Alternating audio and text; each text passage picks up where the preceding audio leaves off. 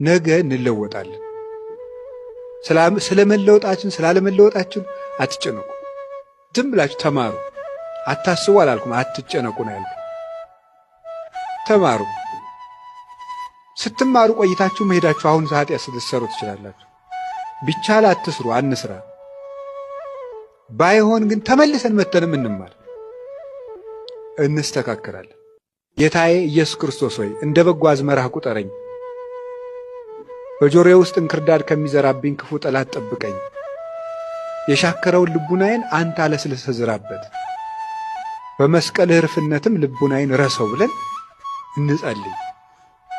ቃሉ ብርቱ ነው።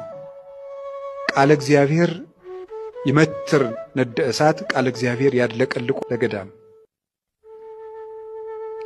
የእግዚአብሔር ቃል በረሃውን ያነዋውጠዋል። የእግዚአብሔር ቃል የእሳቱን ነበልባል ይቆርጣል ስለሚል